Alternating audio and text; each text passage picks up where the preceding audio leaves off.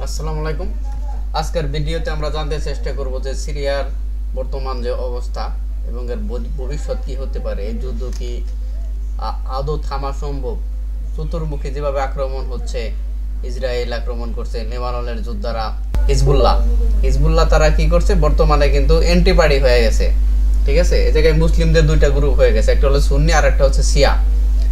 যেমন বিশ্ব রাজনীতির পরিস্থিতি চিন্তা করলে এখন বর্তমানে যে ওই জায়গায় মোহাম্মদ আল জোলানি, সে হলো একজন সুন্নিপন্থী, সে এই যুদ্ধের মূল মাস্টার মাইন্ড, সে এখন সিরিয়ার নেতৃত্ব দিতে যাচ্ছে। আর এদিকে লেবাননের যোদ্ধারা এবং রাশিয়া, ইরান তারা কি করছে, তারা এর বিপরীত দিকে অবস্থান নিচ্ছে এবং কি জোলানি তাদেরকে হুঁশিয়ারি দিয়েছে। রাশিয়া এবং ইরানকে জোলানি বলছে যে সিরিয়া নিয়ে তাদের নাক গলানো দরকার নেই। এদিকে ইসরায়েল একের পর এক হামলা চালাইতেছে। আবার আমেরিকা ওই জায়গায় রাজনীতির এমন একটা গোলক দাদায় পড়ে গেছে, মানে শত্রু হচ্ছে বন্ধু। এই যে রাজনৈতিক অবস্থায়, এমতো অবস্থায় আজকে ভিডিওতে আমরা জানতে চেষ্টা করবো যে আসলে যারা রাজনৈতিক বিষয়ে বিশ্লেষণ করেন বা করেন তাদের মতামত সম্বন্ধে। যারা এখনো চ্যানেলটি সাবস্ক্রাইব করেন নাই, ভিডিওটি যদি ভালো লাগে থাকে অবশ্যই সাবস্ক্রাইব করে রাখবেন। ধন্যবাদ। চলুন আমরা এখন জানতে চেষ্টা করি যারা এই বিষয় নিয়ে গবেষণা করে করে তাদের মুখ থেকেই শুনবো বিস্তারিত আসলে কি হতে যাচ্ছে, সামনের ভবিষ্যৎ, সিরিয়ার ভবিষ্যৎ কি হয়।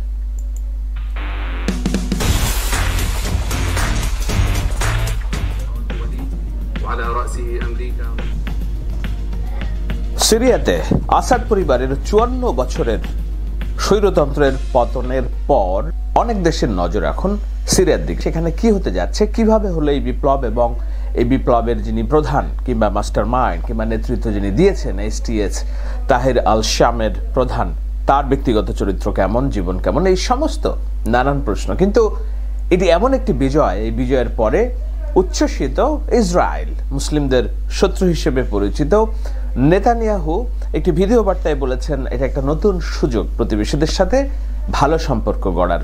We send a hand of peace to all those beyond our border in Syria, to the Jews, to the Kurds, to the Christians, and to the Muslims who want to live in peace with Israel. We're going to follow events very carefully.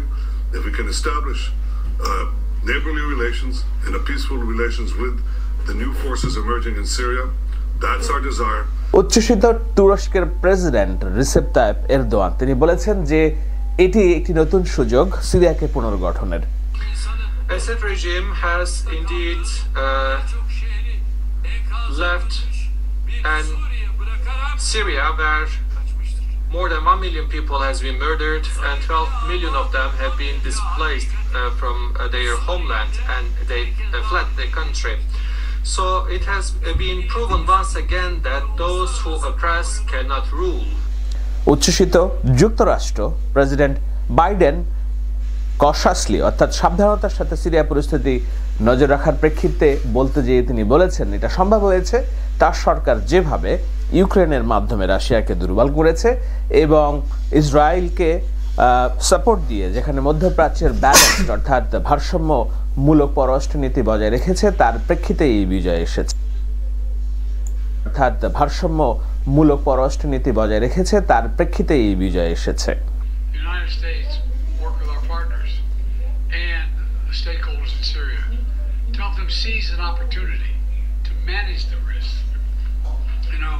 For years, the main backers of Assad have been Iran, Hezbollah, and Russia. But over the last week, their support collapsed, all three of them.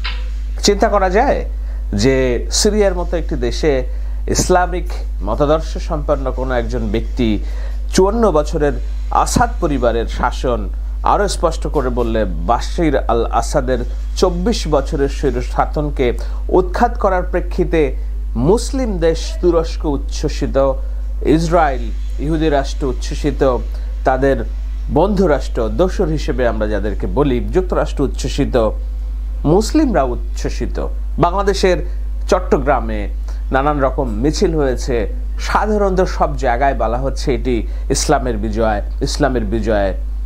আর আদৌ কি এটি ইসলামের বিজয় নাকি এটি যুক্তরাষ্ট্র Israel তাদের বিজয়, নাকি আসলেও এখানে সম্ভাবনার নতুন কিছু সুযোগ আছে, এমনকি পশ্চিমাদের সাথে ব্যালেন্স করার পরেও আল জাওলানি, যিনি এই বিপ্লবের নেতৃত্ব দিয়েছেন, তিনি সিরিয়াকে মোটামুটি সবার কাছে একটা গ্রহণযোগ্য সরকার হিসেবে প্রতিষ্ঠিত করতে পারবেন? অনেক প্রশ্ন, তাই না? এইসব প্রশ্নের উত্তর দেওয়ার আগে একটা বিষয় আপনাদের কাছে জানানো জরুরি, আপনাদের জানাও জরুরি যে আল জাওলানি, যিনি এই বিপ্লবের নেতা, তিনি পশ্চিমাদের চোখে একজন শীর্ষ সন্ত্রাসী ছিলেন।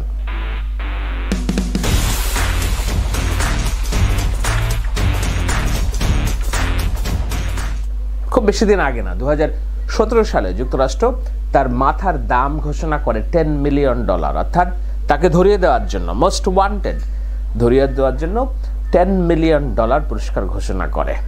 কেন করে? নিশ্চয়ই প্রেক্ষাপট আছে, কিন্তু এই $10 মিলিয়ন ঘোষণা করার প্রেক্ষিতে তার যে লেভেল, অর্থাৎ তার পরিচিতি পায় বিশ্বের শীর্ষ 5 জন শস্য সন্ত্রাসীর একজন হিসেবে। কেননা যুক্তরাষ্ট্রের চোখে অন্যান্য যে 4 জন আছে, 5 জনের একজন যদি জাওলানি হয়, তাহলে আরও যে 4 জন আছে এদের নামগুলো আপনারা মোটামুটি সবাই জানেন, আপনারা দেখতে পাচ্ছেন লিস্টে।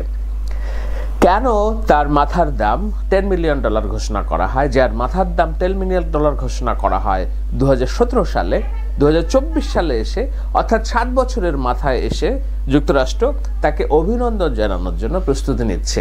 যুক্তরাষ্ট্রের সবচেয়ে বড় মিত্র ইসরায়েল এরই মধ্যে অভিনন্দন জানিয়েছে, তুরস্ক যুক্তরাষ্ট্রের মিত্র অভিনন্দন জানাচ্ছে। হিসাবটা গোলমাল, তাই না? মুসলিমরাও অভিনন্দন জানাচ্ছে যে ইসলামিক রাষ্ট্র হয়েছে, ইসলামিক শাসন ব্যবস্থা হয়েছে। কেমন একটা গোলমেলে হিসাব, রাইট? গোলমেলে হিসাবটার কারণ এই যে মুসলিমরা মনে করছে সিরিয়ার বাশার আল আসাদের পতনের পর এই যে গ্রুপ যারা নেতৃত্ব দিয়েছে তারা ইসলামপন্থী, এ বিষয়ে কোনো সন্দেহ নাই, তারা ইসলামপন্থী। কিন্তু এই ইসলামপন্থী কি ইসলামী খেলাফত প্রতিষ্ঠা করবে, আইএসএস কিংবা আল কায়দার মতাদর্শে রাষ্ট্র প্রতিষ্ঠা করবে, না পশ্চিমা ভাবধারার রাষ্ট্র inclusive Islamic moderate Muslim country হিসেবে প্রতিষ্ঠিত হবে সিরিয়াতে? নানান হিসাব নিকাশ আছে। সেসব হিসাব নিকাশের দ্বার প্রান্তে, তবে তার আগ দিয়ে আমি একটু আল জাওলানি সম্পর্কে আরও একটু বিস্তারিত বলি। এই ব্যক্তি জন্মগ্রহণ করেন 1980 সালে সৌদি আরবের জেদ্দায়। তার বাবা পেট্রোলিয়াম ইঞ্জিনিয়ার ছিলেন সৌদি আরবে। সৌদি আরবে পড়াশোনা করা, এখান থেকে উচ্চশিক্ষিত, কিন্তু 2003 সালে ইরাকে পাড়ি জমান। কেন? ইরাকে মার্কিন যুক্তরাষ্ট্রের সাথে যুদ্ধরত সেখানকার ইসলামিক গোষ্ঠী আল কায়দার সাথে সংশ্লিষ্টতা প্রকাশ করে যুক্তরাষ্ট্র বিরোধী যুদ্ধ করার জন্য সেখানে তিনি যান। যাওয়ার পরে যুক্তরাষ্ট্রের বাহিনীর হাতে ধরাও পড়েন, 5 বছর জেল খাটেন। সেখান থেকে বেরিয়ে তিনি সিরিয়ায় আসেন, তার পিতৃভূমিতে। সিরিয়াতে আসার পরে সেইখানে আল কায়দার যেই প্রধান ছিলেন বাগদাদি, তারা যে একটা Islamic state of Syria and Iraq নামক একটা ইসলামিক স্টেট তারা গঠন করেছিলেন, সেই ইসলামিক স্টেটের হয়ে তিনি যুদ্ধ করেছিলেন, কাজ করেছিলেন। এটা হলো 2013 সালের ঘটনা। তারও আগে 2011 সাল থেকে এই সিরিয়াতে গণতন্ত্রের জন্য সংগ্রাম শুরু হয়েছে। জাওলানি এই গণতান্ত্রিক সংগ্রামের একটা অংশ, কিন্তু তিনি দেখলেন যে এই আল কায়দা এবং উদীয়মান ইসলামিক শক্তিদের সাথে তিনি যদি হাত মেলাতে না পারেন, তাহলে তিনি বাশার আল আসাদকে চ্যালেঞ্জ করতে পারবেন না, এবং সেটাই করলেন তিনি। করার পরে তিনি যুদ্ধ করলেন, ইসলামিক স্টেটের একজন গুরুত্বপূর্ণ নেতা হিসেবে আবির্ভূত হলেন। তার যে তৈরি করা বাহিনী নুসরা ফ্রন্ট নামে, আল নুসরা ফ্রন্ট। তো ভবিষ্যৎ কি হবে সেটা এখনো বলা যায় না, কারণ এখানে বহুত পলিটিক্স চলতেছে, মানে সব ধরনের রাষ্ট্র এই জায়গায় জড়িত। আমেরিকা কি করবে, বা সিরিয়া কি করবে, রাশিয়া কি করবে, ইরান কি করবে, ইসরায়েল তো আছেই, ঠিক আছে। ইসরায়েল তো অলরেডি সে দেশে হামলা চালাইছে, কিছু জায়গা তারা দখল করেও নিছে। এখন আমেরিকা আবার ইসরায়েলের বন্ধু, আবার সিরিয়া এই মুহূর্তে ধরতে গেলে একাই, তার মিত্র দেশ আশেপাশে কেউ নাই আপাতত। তো পুতিনের শত্রু, রাশিয়ার ইরানের শত্রু, সেই সুবাদে আমেরিকা তারা হেল্প করতেও পারে, নাও করতে পারে, সেটা বলা যাবে না। তো ভবিষ্যতে মধ্যপ্রাচ্যের রাজনীতিতে ভয়াবহ যে চিত্র আসবে সেটা বোঝা যাইতেছে আংশিক। দেখা যাক সামনে ভবিষ্যতে কি হয়। ধন্যবাদ সবাই, ভালো থাকেন।